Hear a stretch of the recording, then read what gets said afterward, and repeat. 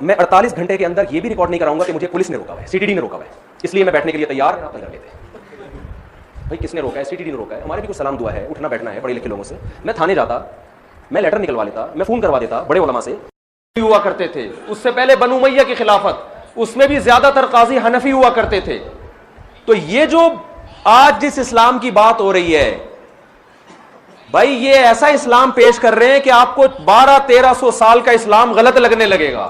ہم جس طرح سے نماز پڑھ رہے ہیں نا رفع الیدین کے بغیر, میں رفع الیدین والی نماز بھی مانتا ہوں, لیکن رفع الیدین کے بغیر والی نماز بھی محمد صلی اللہ علیہ وسلم سے ثابت ہے سند متواتر کے ساتھ.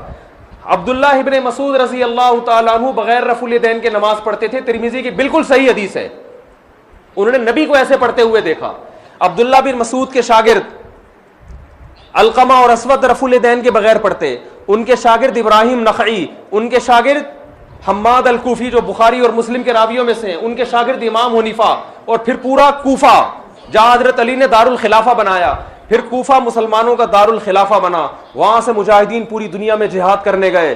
حضرت عثمان کے دور میں جب عبداللہ بن مسعود کوفہ میں تھے تو حضرت عثمان کے دور میں بر صغیر میں اسلام آیا, پھر وہ پھیلتا چلا گیا, کابل فتح ہوا, پشاور میں اسلام آیا. تو وہ جو مجاہدین آئے تھے صرف تلواریں اور بم لے کے نہیں آئے تھے, وہ نمازیں لے کے بھی آئے تھے. جو نمازیں وہ پشاور میں لے کر آئے 1000 سال سے زیادہ اسی طرح سے نماز بھی پڑھی جا رہی ہے, اسی طرح سے 20 رکعت تراویح بھی پڑھی جا رہی ہے. عورتوں کی نماز سمٹ کے آئی تھی, وہ اسی طرح سے سمٹ کے. یہ حدیث کی کتابیں تو بہت بعد میں لکھی گئی ہیں, پشاور میں اسلام حدیث کی کتابوں سے پہلے آیا ہے. تم کون سے اسلام کی بات کر رہے ہو؟ صدیوں سے وہ گھاس کھا رہے تھے وہ سارے لوگ بیٹھ کے. تو جو آپ کو آپ کے اسلاف سے ہٹا رہا ہے اور یہ کہہ کے کہ میں بابوں کو نہیں مانتا, اس کا مطلب وہ نیا بابا بن کے نئے بابی پن کی بنیاد رکھ رہا ہے. وہ کہہ رہا ہے سارے بابوں سے ہٹا کے سب کو کس کا مرید بناؤ, سب مجھے بابا سمجھے, باقی ساری قوم بابا لیس ہو جائے. وہ تو بابوں کی دو قسمیں, ایک گمراہ بابے اور ایک حق پرست بابے. بابوں کے بغیر آپ کو اسلام سمجھ میں نہیں آ سکتا. یہ جن حدیث کی کتابوں کے آپ حوالے دے رہے ہو یہ بھی بابوں نے ہی لکھی ہیں, اور بابوں کے بغیر اسلام میں تصور نہیں ہے. اس کی میں دلیل قرآن سے دوں گا.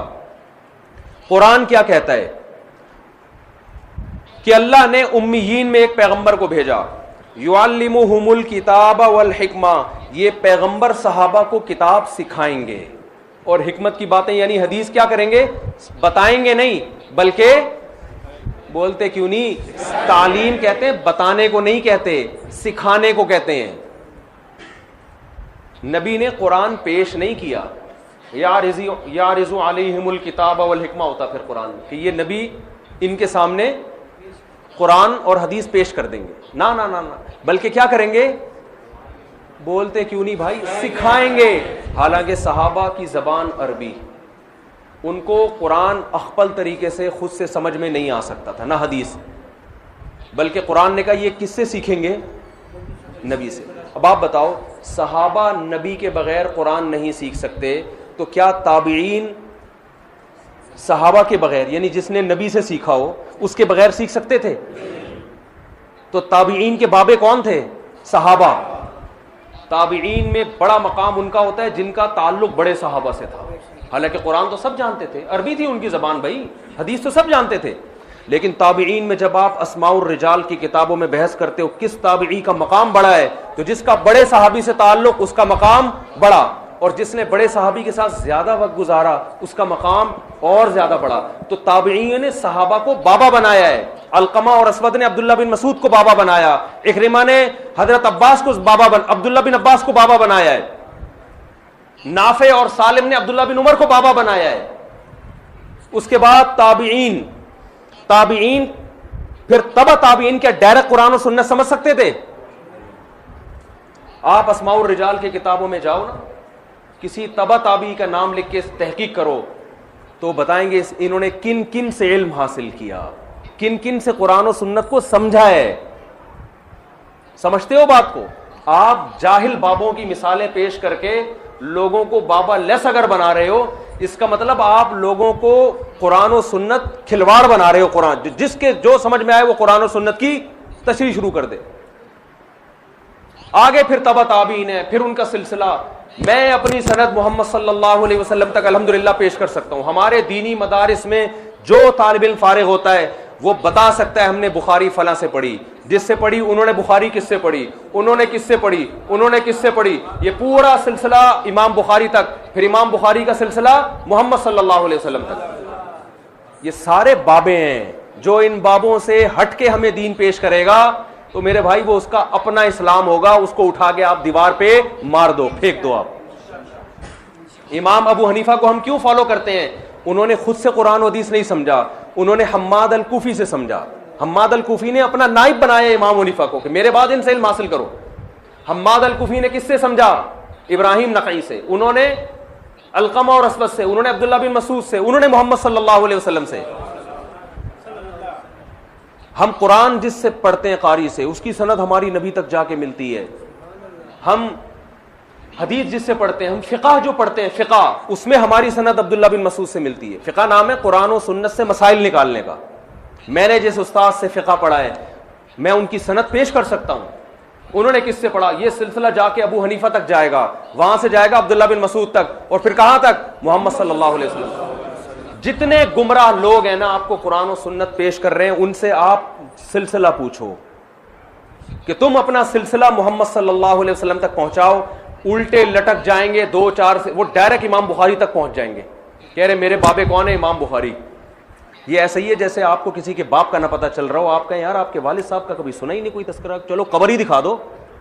وہ کہے میرے والد محترم حضرت نوح علیہ السلام، کیونکہ وہ تو سب کے باپ ہیں. ابے تو ٹھیک نوح سے ڈائریکٹ پہ کیسے پیدا ہو گیا بھائی؟ تو نوح علیہ السلام سے پہلے حام پیدا ہوا، یافس اور حام سام یافس تھے نا نوح علیہ السلام کے 3 بیٹے، پھر ان کے بیٹے. چلو اتنا اونچا کا نسب یاد نہیں ہوتا، 2-4 پشتوں تک تو یاد ہوتا ہے نا. ابے کچھ نہیں تو اپنے ابا کا نام ہی بتا دے. دادا ہم خود ہی تلاش کر لیں گے نادرا والوں سے رابطہ کر کے. کوئی بابا نہیں ہے، میں نے خود سے علم حاصل کیا ہے بھائی. اس کا مطلب وہ تو شکر ہے جہلم میں سامنے نہیں آیا، حقیقت بتا رہا ہوں. اور ابھی دیکھو کیسے 2-2 گھنٹے کے فالتو قسم کے کلپ. آپ ٹو دا پوائنٹ بات کیوں نہیں کرتے میرے بھائی؟ آپ بتا دیتے میں 48 گھنٹے میں کیوں نہیں آئے. یہ بات 5 منٹ میں بھی بتائی جا سکتی ہے نا. اتنا طول دیا جا رہا ہے کہ جہاز سے نہیں آئے تھے تو جہاز سے آئے تھے تو پیدل نہیں آئے.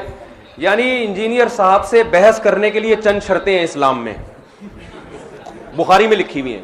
نمبر 1، انجینئر صاحب سے بحث کے لیے ضروری ہے کہ آپ کے ملین سبسکرائبر ہوں گے، ورنہ آپ بات نہیں کریں گے. دوسری شرط یہ کہ آپ کے ساتھ امام کعبہ اور مفتی تقی عثمانی صاحب آئیں گے. یعنی کتنا بڑا اپنے آپ کو ایک آدمی فنٹر سمجھ رہا ہے. تیسری شرط اسلام میں یہ ہے کہ انجینئر صاحب سے اگر آپ بات چیت کے لیے آئیں گے تو بائی ایئر آنے کی آپ کو اجازت نہیں ہے. آپ 22 گھنٹے کا 20 گھنٹے کا سچی مچی کا سفر کر کے آئیں گے. آپ راکٹ میں آنے کی تو بالکل اجازت نہیں ہے. جہاز میں نہیں تو راکٹ میں تو بہت جلدی پہنچ جاتا ہے آدمی. چوتھی شرط یہ ہے کہ آپ کو جہلم اور کراچی کا فاصلہ بتانے کی بھی اجازت نہیں ہے. اور اگر آپ نے جہلم اور کراچی کا فاصلہ بتایا تو گھنٹوں میں بتانے کی اجازت نہیں ہے، کلومیٹر بتائیں آپ. میں نے غلطی سے بول دیا نا 20 اور 22 گھنٹے، وہ میرے گلے پڑ گیا کہ بھائی جہاز سے تو 2 گھنٹے کا ہے. تو بھائی جہاز سے تھوڑی بتا رہا ہوں میں، جہاز سے تو دبئی بھی 2 گھنٹے کا ہے یار. جب ملک کے اندر 2 شہروں کے فاصلے بیان کیے جاتے ہیں تو ٹرین اور بس کا بیان کیا جاتا ہے، تو جہازوں کا نہیں بیان کیا جاتا. لیکن آپ سے بات چیت کے لیے شرط یہ کہ آئندہ کبھی کوئی جہلم جائے تو فاصلہ بتانے کی اس کو اجازت نہیں ہے، اور بتائے تو کلومیٹر میں بتائے. وہ آئی بات سمجھ میں؟ کلومیٹر میں بتائے، جہاز سے بھی نہ آئے. 5ویں شرط اسلام میں انجینئر علی مرزا سے بات چیت کے لیے جو اسلام میں شرط ہے، کیونکہ وہ ہر بات قرآن و سنت کے مطابق کرتے ہیں نا، شرط یہ کہ کتابوں کا بورا آپ کو لانے کی اجازت نہیں ہے. آپ کو کتابوں کا بورا، کیونکہ اس پہ بھی انہوں نے مذاق اڑایا، کتابوں کا بورا کیوں لے کر آئے بھائی؟ صرف ایک قرآن لانے کی اور ایک بخاری لانے کی اجازت ہے. یہ بھی ایسی شرطیں جو آج تک اس کائنات میں کسی نے نہیں. 6ٹھی شرط یہ ہے کہ آپ اکیلے آئیں گے یا مفتی تقی صاحب امام حرم آئیں گے. 5 آدمی آپ کو لانے کی اجازت نہیں ہے. یعنی میں اتنی کتابوں کا بورا خود ہی اپنے کندھے پہ اٹھا کے لے کے جاؤں گا، اور مجھے اگر حوالہ تلاش کرنا ہوا، ہم نے تو کام ڈیوائڈ کیے ہوئے تھے نا، بھائی ایک رجسٹر تھا, اس میں انجینئر کے کلپ کے حوالے تھے, وہ میں نے اپنے بھانجے کو, بیچارہ 18 سال کا لڑکا ہے وہ, اس کے پکڑایا ہوا تھا, یار جو کلپ مانگتا جاؤں مجھے نکال کے دیتے رہنا. اس تعاون کی بھی انجینئر صاحب کی طرف سے ہمیں اجازت نہیں ہے کہ ہم کسی سے یہ تعاون, وہ لیپ ٹاپ بھی میں اپنے پاس رکھوں ہے بھائی, اور جناب اللہ بھلا کرے آپ کا, ساری کتابیں بھی میں اپنی جیب میں ڈالوں, اور اگر میں وہاں کسی سے طلب کرتا ہوں یار یہ, میں نے ایک مولانا صاحب بھی تھے, بہت میرے شاگرد ہیں, وہ بیچارہ بھی فارغ ہوا ہے جامعۃ الرشید سے دورے سے, اس کو میں نے حوالوں کے لیے کہ میں جس حدیث کا حوالہ مانگوں فوراً کتاب نکال کے, کیونکہ عالم یہ کام زیادہ اچھا کرتا ہے, یہ تعاون کی بھی انجینئر سے بات چیت کے لیے آپ کو اجازت نہیں, حوالے بھی میں وہاں بیٹھ کے خود ہی نکال رہا ہوں گا, بیٹھ کے کلپ بھی اس کے خود ہی نکال, سارے کام میں خود ہی کروں گا, تو یہ 1.5 گھنٹے میں تھوڑی ہوگا, پھر یہ 3 گھنٹے میں تھوڑی ہوگا, اس کے لیے تو 15 گھنٹے چاہیے. اور چلو اگر یہ شرط آپ کی طرف سے تھی کہ 5 آدمیوں کو بٹھانے کی اجازت میرے علاوہ, یعنی یا 6 آدمیوں کو بٹھانے کی اجازت نہیں ہے, تو یہ شرط میں بھی انجینئر کی طرف سے یہ شرط ہے کہ 48 گھنٹوں کے اندر آپ یہ اناؤنس نہیں کر سکتے کہ مفتی صاحب میں آپ سے اس شرط پہ بات چیت کرنے کے لیے آمادہ ہوں کہ کیمرہ مین کے علاوہ کسی اور کو بیٹھنے کی اجازت نہیں. آپ یہ 48 گھنٹے میں اناؤنس کر دیتے نا میرے بھائی, آپ 48 گھنٹے میں کہہ دیتے کہ مفتی صاحب نے یہ جو کہا ہے نا کہ 6 آدمی آئیں گے, یہ مجھے بالکل بھی پسند نہیں, مجھے بالکل بھی پسند. وہ ایک آدمی نے کہیں رشتے کا پیغام بھیجا نا, تو لڑکی والوں نے لڑکے کو بلایا, ان کو لڑکا بالکل پسند نہیں آیا, انکار کر دیا, لڑکا چلا گیا, چلو بھائی ہماری قسمت. اس کے بعد لڑکی کے ابا نے لڑکے کو فون کیا, بیٹا آپ گھر پہنچ گئے؟ جی پہنچ گیا. بیٹا میں ایک بات آپ سے کہنا چاہتا تھا کہ آپ مجھے بالکل پسند نہیں آئے. لڑکے نے کہا ٹھیک ہے انکل کوئی بات نہیں, تو یہ فون کرنے کی کیا ضرورت تھی, وہ تو آپ نے وہیں بتا دیا تھا کہ یہ رشتہ نامنظور ہے. تو وہ لڑکی کا باپ کہتا ہے دیکھیں نامنظور تو ہے, لیکن اس کی وجہ میں نے نہیں آپ کو بتائی تھی. نامنظور تو ہے, وجہ یہ کہ مجھے بالکل پسند نہیں آیا. اس نے کہا انکل چلے کوئی بات نہیں. کہہ رہے یہ ذرا میری وائف سے بھی بات کریں. تو وائف نے اٹھایا, بیٹا آپ ہمارے گھر آئے تھے نا, مجھے بھی آپ بالکل پسند نہیں آئے, مجھے بھی آپ بالکل پسند. پورے خاندان سے اس کی بات کرائی, وہ بیچارہ گالیاں دینے پر آ گیا, یار بھائی نہیں پسند آیا تو فون بند کرو یار. تو انجینئر صاحب کو اگر یہ بالکل بھی پسند نہیں تھا کہ میرے ساتھ کیمرہ مین کے علاوہ کوئی اور آدمی آئے, تو ابے بھائی میں نے 48 گھنٹے کا آپ کو ٹائم دیا تھا, آپ 48 آورز میں اتنا سا کلپ ریکارڈ کروا دیتے کہ مفتی صاحب مجھے یہ بالکل پسند نہیں ہے کہ کتابیں اٹھانے کے لیے بھی کوئی آپ کے ساتھ. تو آپ کو کیا جا رہا تھا بھائی, 48 آورز کا تو ہم نے یہ ٹائم تھوڑی دیا تھا کہ آپ بات کریں, ریپلائی کریں پازیٹیو کہ آپ آمادہ ہیں. وہ شرطیں تو ہوتی رہیں گی طے بیٹھ کے, لیکن انجینئر صاحب سے آئندہ بات چیت کے لیے اسلام یہ کہتا ہے انجینئر صاحب کی تحقیق کے مطابق کہ کوئی ایسا کام آپ نے بالکل بھی نہیں کرنا جو انجینئر صاحب کو بالکل بھی پسند نہ ہو. اچھا, چھٹی بات انجینئر صاحب سے بات چیت کے لیے اسلام نے جو شرط لگائی ہے قرآن و سنت کی روشنی میں, وہ یہ کہ آپ کو جانا بھی اتوار ہی کو پڑے گا. حالانکہ وہ 48 آورز میں یہ کہہ سکتے تھے کہ میں اتوار کو بات چیت کروں گا, تو ہم ایگری ہو جاتے. ہم تو ٹائم لے کر آئے تھے, میری چھٹی 30 اکتوبر تک تھی, پورا مہینہ میرے پاس, یہ ٹائم نکال کے اس لیے گیا تھا کہ فرار ہونے کا کوئی راستہ میں نہ چھوڑوں. آپ کہہ دیتے بھائی ابھی میں نہیں. ہم نے کہا تھا یہ بھی ممکن ہے سفر میں ہوں حضرت, وہ کہیں بھائی میں تو کہیں گیا ہوا ہوں, تو کوئی بات نہیں یار آ جاؤ, 30 اکتوبر بہت ٹائم ہے. اور چلو تھے تو کچھ تو بولتے نا. تو یہ بھی شرط ہے کہ آپ جائیں بھی اتوار کو, ریکارڈنگ بھی کب ہونی چاہیے, اتوار. 7ویں شرط جو اسلام نے لگائی ہے انجینئر صاحب سے بات چیت کے لیے قرآن و سنت کی روشنی میں, اسلام یہ کہتا ہے کہ رات کو کلپ ریکارڈ کروانے کی آپ کو اجازت. بے شک وہ سارا دن دہاڑے چلتا رہے, وہ دن دہاڑے چلا, وہ 12 بجے بھی ہے, سورج جب بالکل سر پہ تھا اس وقت بھی وہ کلپ چلا ہے, میں آیا ہوں بھائی تو بات کر لے یار, تو ٹائم دے دے, ہم کب آپ کے گھر پہ حاضر ہوں. رہا یہ مسئلہ کہ میں ڈائریکٹ گھر کیوں نہیں چلا گیا, یہ میں بھی بتاتا ہوں, میں ڈائریکٹ گھر کیوں نہیں چلا گیا, میں بتاتا ہوں ابھی. لیکن پہلے تو اسلام نے جو شرطیں بتائی ہیں انجینئر صاحب سے بات چیت کے لیے, وہ تو کمپلیٹ ہو جائے نا, ایک ٹاپک تو مکمل ہو جائے. تو 7ویں شرط یہ ہے کہ رات کو آپ کو کلپ ریکارڈ کروانے کی اسلام اجازت. میں اس شخص سے بات کروں گا جو دن دہاڑے کلپ ریکارڈ کروائے. سمجھ رہے ہیں بات؟ اور کیا شرطیں, چند شرطیں اور بھی آئی ہیں ان کی. ہاں, 8ویں شرط یہ ہے کہ اس صورت میں اجازت دوں گا کہ پولیس نہ روکے. جو ان کا اپنا بنایا ہوا ڈرامہ ہے کہ پولیس نے روکا تھا, وہ میں بھی بتاتا ہوں کہ ڈرامہ ہے. وہ فرض کر لو اداروں نے منع کیا تھا, فرض کر لو, تو 8ویں شرط یہ ہے کہ اگر ادارے منع کریں تو میں 48 گھنٹے کے اندر یہ بھی ریکارڈ نہیں کراؤں گا کہ مجھے پولیس نے روکا ہوا ہے, سی ٹی ڈی نے روکا ہوا ہے, اس لیے میں بیٹھنے کے لیے تیار نہیں ہوں. کیونکہ اگر وہ یہ بتا دیتے نا کہ پولیس نے روکا ہے تو ہم تھانے رابطہ کر لیتے, بھائی کس نے روکا ہے, سی ٹی ڈی نے روکا ہے, ہمارے بھی کچھ سلام دعا ہے, اٹھنا بیٹھنا ہے پڑھے لکھے لوگوں سے. میں تھانے جاتا, میں لیٹر نکلوا لیتا, میں فون کروا دیتا بڑے علماء سے کہ بھائی دیکھیں ہم یہاں ما جئنا لنفسد فی الارض وما کننا سارقین. انجینئر نے کہا یہ چوروں کی طرح ہے, چوروں کی طرح چلے گئے. تو میں بتا دیتا پولیس والوں کو کہ ہم نہ یہاں فساد بچانے آئے ہیں اور نہ ہم چور ہیں, ٹھیک ہے نا.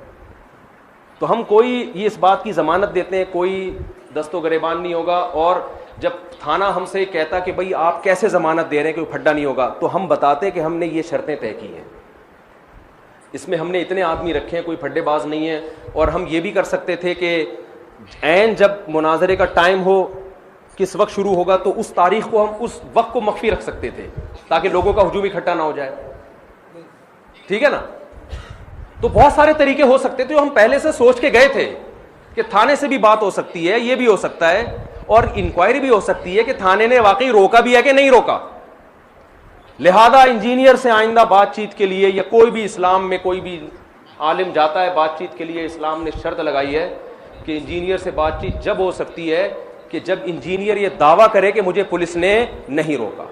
اگر اس نے دعویٰ کر دیا کہ مجھے پولیس نے روکا ہے تو سامنے والے کو اس دعوے کی تحقیق کی بھی اجازت نہیں ہے, اور انجینئر صاحب اس کے بھی پابند نہیں ہے کہ 48 گھنٹے کے اندر یہ کلپ ہی ریکارڈ کروا دیں کہ میں پولیس کی وجہ سے یا انتظامیہ نے کسی کا نام لیے بغیر مجھے انتظامیہ نے روکا ہے. تو آئندہ کوئی بھی جب جائے نا تو شرط یہ, اور نویں بات یہ ہے کہ انجینئر سے بات چیت کے لیے نویں شرط یہ ہے کہ جب وہ یہ دعویٰ کریں مجھے پولیس نے روکا ہے تو اس میں کوئی ان سے یہ پوچھ نہیں سکتا کہ پولیس نے صرف آپ کو کیوں روکا ہے, مفتی صاحب کو کیوں نہیں روکا. آپ کہہ سکتے ہیں مفتی صاحب تو مارکیٹ سے شارٹ ہو گئے تھے, نظر ہی نہیں آ رہے تھے. تو مفتی صاحب شارٹ اس لیے ہوئے تھے کہ کسی کو جب نمائندہ بنایا جاتا ہے تو شارٹ ہونے ہی کے لیے بنایا جاتا ہے. تو رش لگ رہا تھا, لوگ آ رہے تھے, ملاقات کر رہے تھے, میں اس کام سے رہ جاتا. میں نے کہا یہ نومینیٹ کیا ہے تو نمائندے کو پولیس پکڑ لیتی. ان کا پہلا بیان ہے کہ پولیس تلاش کر رہی ہے مفتی صاحب کو.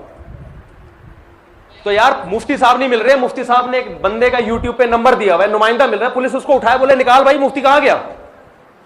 نہ مفتی کو تلاش کر رہی ہے نہ نمائندے کو کچھ کہہ رہی ہے, نمائندہ دن دناتا ہوا گھوم رہا ہے, ہاں بھائی کوئی جواب نہیں آ رہا انجینئر کی طرف سے, کوئی کلپ اپلوڈ نہیں ہو رہا. پولیس نہ اس کو دھمکیاں دے رہی ہے نہ کچھ کہہ رہی ہے. پولیس نے